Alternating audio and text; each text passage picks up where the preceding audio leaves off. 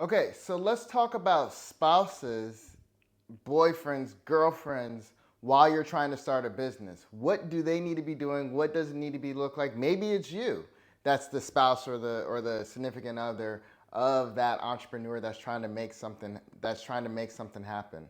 So the thing is that what worked out for my wife and I is that we were both entrepreneurs. We were both hustlers in the spirit. When we were dating each other, she met me when my company was here, and now my company is here. And she was working in a cubicle. I was working in a cubicle, but I was coming home and she saw me hustling every single night. And then one night she said, "How much money are you making?" I said, "X, Y, and Z." She said, "You could quit your job." I said, "I'm scared." And she said, "What? That doesn't sound like you." I said, "Yeah, well, yeah, maybe not yet." And she was like, "No, you need to quit your job in 2 weeks." I was like, "Girl, I know you for about 4 months. What you know?" "Well, how about this? You're a lawyer. You just passed your bar. You're working in a job that you don't like. How about you quit your job and start a law firm in the next 2 weeks?" She said, "Okay."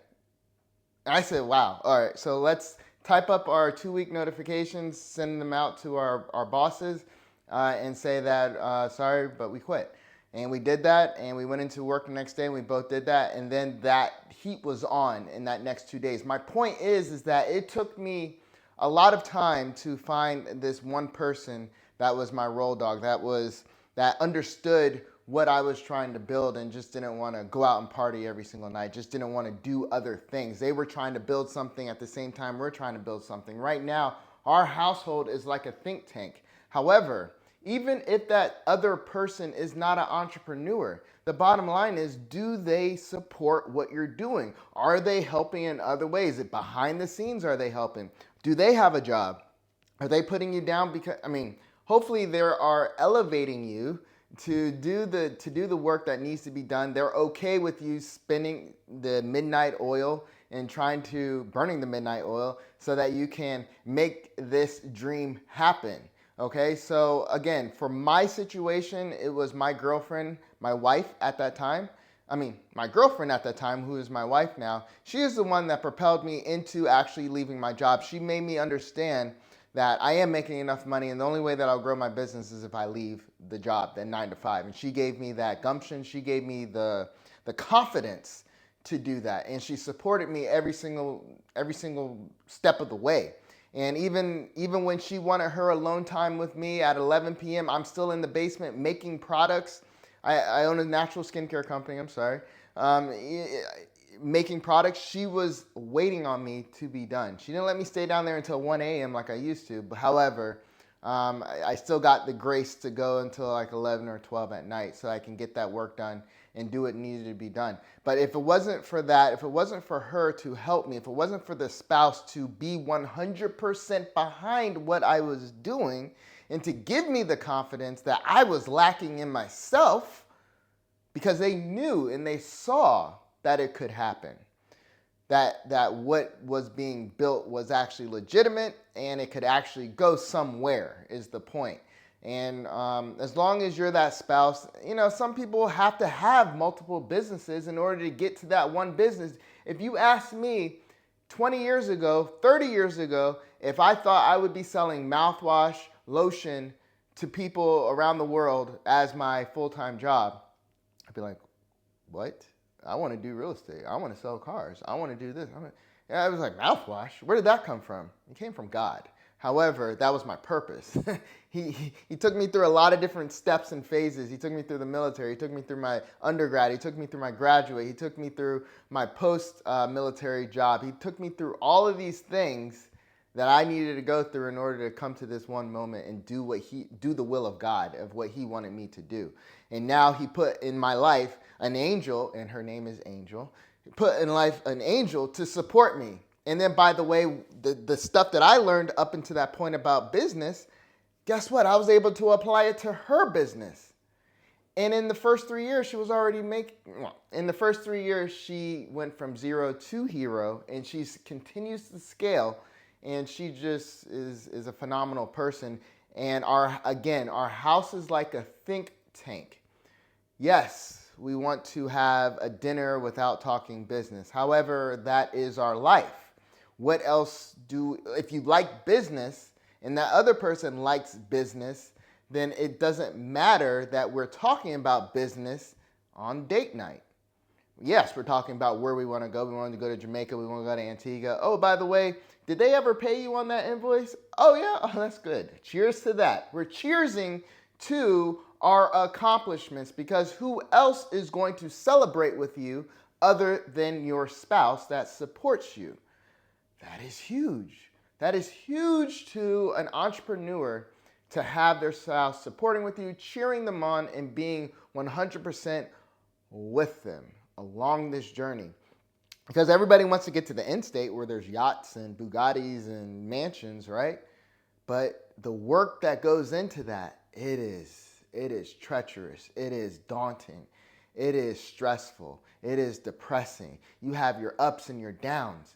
So is your spouse, is your girlfriend, is your boyfriend that you're with right now, are they doing what they need to do? Are you that person? Are you doing what you need to do in order to help that person? Because again, it wasn't my first business. It wasn't my second business. It wasn't my third business, right?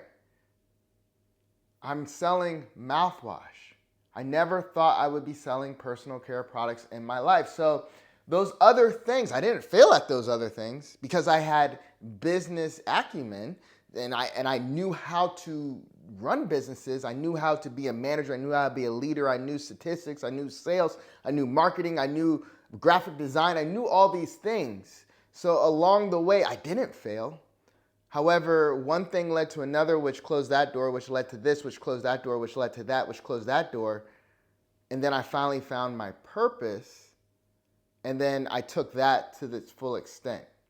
So whether you're that entrepreneur that jumps from thing to thing to thing to thing, you will find that one thing that makes you money. And it's not about diversifying 7 different ways. It's about diversifying within your company, within your skill set, 7 different ways. So whether for me, I'm selling products, it's about diversifying into wholesaling it, diversifying into private labeling it. It's not me going out and buying a 1-800-GOT-JUNK company.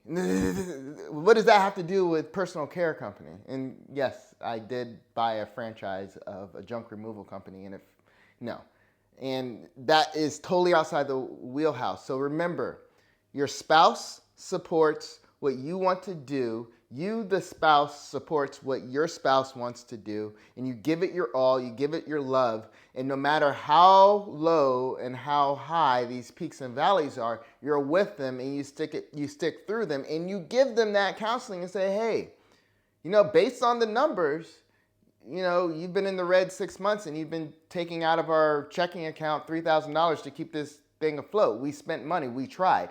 Let's regroup, let's shut this down, and let's try something else. Meanwhile, don't quit your day job. Don't let your spouse, you as the spouse, don't let them quit that day job until they have some money coming in that you write down all your bills. You write down what you need to be saving. You write down what you need to be giving to your church. You write down what you need to be giving to your kids, because your job is doing that already. Now, how much does your business need to make to cover that, plus cover all the expenses in the business? That's when you quit your job. You don't just say, oh, I'm going to go out here because I'm sick of this. I'm sick of time. I'm an entrepreneur by spirit. I could do this. No, you can't. No, you can't. It's going to slam you into the face, into the concrete, and it's going to demolish you. This world, this business is not, business doing it on your own is not a slam dunk of what they make it to be like on YouTube and all these other social media platforms. No, it takes grinding. It takes every single work. I hope you do come out of nowhere and go from their first 0 to hero in your first year. I hope that happens. I truly hope it happens. But for the rest of us who take year after year to get incremental increases until we get to that place of where we want to be as a business owner, in order to we finally met our first goal of making $1 million, making $2 million, $3 million, $5 million, $10 million, whatever that goal is, I hope you get there. But you have to have the patience in order to do that. So in order to do that, you got to be walking and talking with God. You got to have the Holy Spirit and talking with you and understanding what your next step is, because you as the flesh can't do that. You can't do what the Holy Spirit is trying to tell you to do, but you want to do something else, right? He wants you to do something to do his will, God's will, to enhance his kingdom, to give him the glory, for him to shine. For me, I was told to heal the world. I told my wife that. She was like, interesting story. God told you to heal the world. Okay.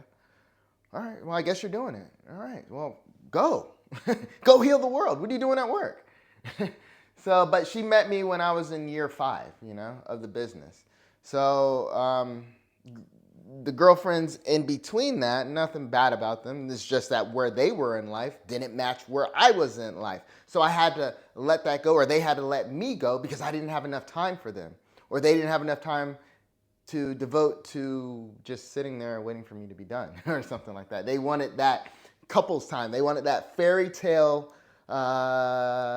falling in love type, whatever. We're holding hands, wasting time at the park, sitting around watching Netflix all day. Date night on Wednesday, Friday, Saturday, and Sunday brunch. No, that's not my life anymore. I can't do this. All right, next. No, this is not my life. Next. No. Oh, your name is Angel, and what do you do? Oh, okay.